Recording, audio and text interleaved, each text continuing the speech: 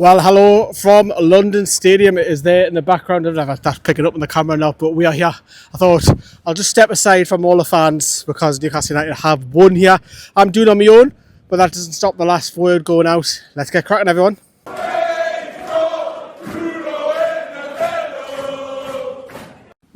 Yes, hello everyone. So 2 times in a week we'll be coming to London. So Newcastle came away with 3 points today. Much needed win, massive win. Considering the results over the weekend, Newcastle needed a result tonight. I would call that a professional job tonight. I don't think it was all glitz and glamour, to be honest with you. There were spells that Newcastle could have brushed up on, but we'll dissect that in a moment. Of course, we'll address the elephant in the room because the big game is pretty big back in London across the other side. On the other side of London, northwest. But lineups then. So we're all anticipating who's going in goal, because whoever starts in goal is the cup final keeper. So obviously Eddie Howe has been rotating it, and he went with Nick Pope. Pope, to be honest with you, didn't have much to do except from a few crosses tonight. But I think he needs to be up for it on Sunday. He's got to be at his best, I think, to keep Liverpool out. But look, he got the nod. He's going to be the cup final keeper. It's probably a tad harsh on Dubravka. But Eddie Howe sees Nick Pope as number one. Probably more harsh that Dubravka signed a 1-year deal. But look, it is what it is. He's going to be the goalkeeper. And of course, we were looking at left back. Who's going to start there? It was Tino Livramento with Trippier on the right-hand side. I actually thought Trippier's experience tonight was crucial, by the way. I thought he was absolutely crucial in terms of just the way he conducted himself and organising was brilliant. But Tino is on the left. And then, of course, in front of him was Harvey Barnes. That doesn't necessarily mean that's your 11 going into the final, because you could quite easily have Joe Litton over on that left-hand side and have Willock coming over as well, or maybe even Willock and alternate the two of them. That it's going to be Harvey Barnes, and then you could bring Harvey Barnes off later in the game, where Newcastle probably need a bit of fresh legs. Obviously, Isak started as well.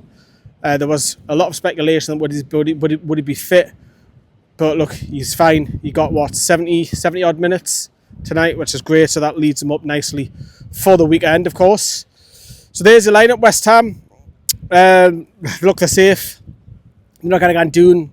They're not going to finish top 10.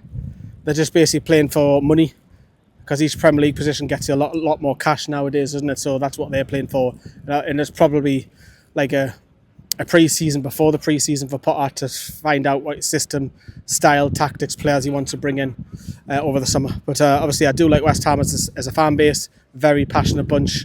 Got a lot of time for them, especially when all the shit that they went through Gold and Sullivan and the hoorah of changed the stadium. Just on the stadium as well, flat. And that's from the home end as well. I'm not having a go at West Ham fans. Our fans were better, because we have been flat the last 2 away games, but they were better than it. Not the best, but it was better. But it's not a football ground for me. It's not. It's too far away as well, which feels like you're at the Athletic Stadium. But look, we'll get on to the game then. So West Ham could have scored literally straight away. And I was worried, I was like thinking, how are you, man? Literally, what was it, 50 seconds in? And to be honest with you, Soucek has to score for me. He has to put that away. And then West Ham are already 1-0. If he does, and it might be a totally different game. You never know. But he didn't. And you can probably see why West Ham are struggling going forward as well. If you take Bowen out that side, I think that could possibly get relegated. I know Kudos is bright and spells and that, but if you take Jared Bowen out that side, that's a average poor side. It still is, because obviously they've massively struggled this season, but I didn't think they'll stay up if they didn't have him. But Newcastle had a couple of chances in that first half. I have to say West Ham's keeper's probably their best player for me. I thought he was brilliant. He kept out, was it Trippier? It might have been Barnes, the second one, or Trippier. I can't remember who it was, the second one. But he did 2 fantastic saves. And again, I haven't seen any of the highlights back. Literally just come out and thought, right, I need somewhere nice and bright where I can do the video and let the queue for the trains go down whilst I'm filming this. But at half time, it was like, meh. Couldn't put a string of passes together. I've been critical of Newcastle. It's still the case tonight a little bit.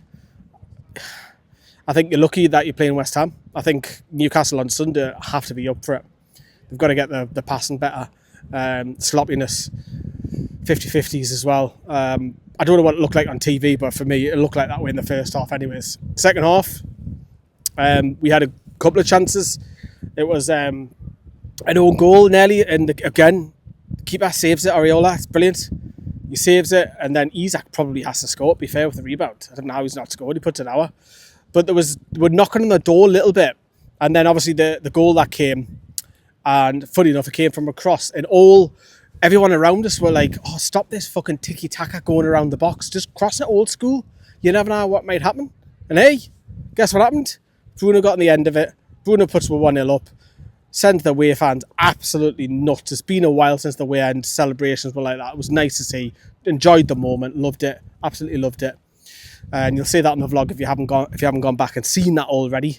And apologise, this video is out late because as we're recording this, it's 20 past 10.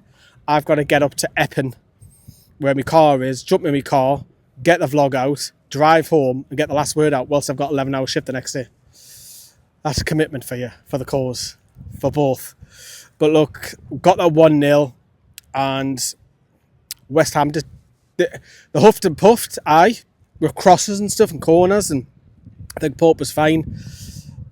But they were poor going forward. Like, I think we played a mid-table side that could have ended up in quite easily a draw if that was a mid-table side. But Newcastle obviously picked up the 3 points, which is great, a much needed win. We'll talk about that in a second. But here is our gaffer. Yeah, I thought Harvey had his moments. I mean, his assist for the goal was a top quality cross, and he's capable of those decisive moments in the attacking third. So really pleased for him and Bruno to get the goal.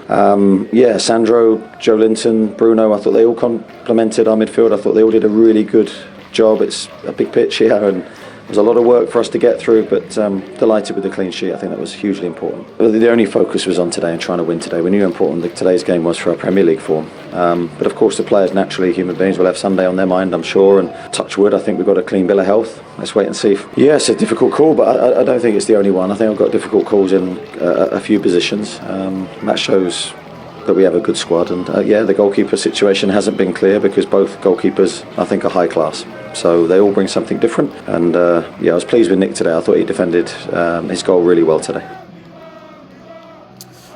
Thank you, Edward. So obviously the focus will switch to Liverpool in a second. Everyone's talking about it, but just before that, to the neat, 3 points were massive because we'll bring up the league table in a few seconds for you. Newcastle needed that after the results, and Spurs probably done with favour because Bournemouth were 2-0 by 1 point against them. Come back and got a draw, but Newcastle needed that win to bounce back in a little bit of momentum, not just for the final, but just to compete, because we've still got something to play for. If we get, God forsake, if we get beat on Sunday, we've still got the Champions League to chase for. European football, we were so unlucky last season to finish 7th and not get any European football. That's unheard of. Great win, much needed. We're back in the hunt. There's a lot of teams, it's so tight, and I generally think come the end of April, I think the relegation will be done. I think the champions, Liverpool, will be crowned. It'll all be about the TV companies, who they're putting on TV for the Champions League and Europa League, because that's where it is. That's the talking points. But obviously this Sunday, it's a small matter of Liverpool. The plans are for the channel. I think we're going to wing it as far as I'm aware. We'll have a meeting. Well, I say meeting. We'll have a chat with the lads, see who's doing what, who wants to do anything. Because obviously I'm the vlogger of the channel, you'll probably say. So a lot of the content's probably going to come from me. So I don't know if the other lads want to do their own for the channel or mix it up. I don't know. I'll have a word with them. But there'll be loads of content, that's on the Saturday and the Sunday. Johnny's staying over at Sam's on Friday night. Then they're meeting Carl in London, I think, or Milton Keynes, I think and then they're jumping on the train.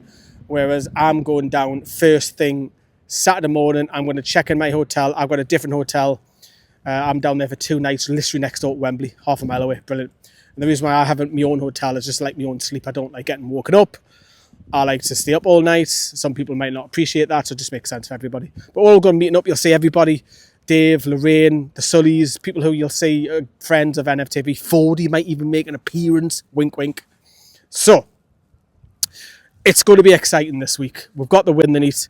It's going to build up to Liverpool. We're a lot more in better spirits because we picked up 3 points. That was important.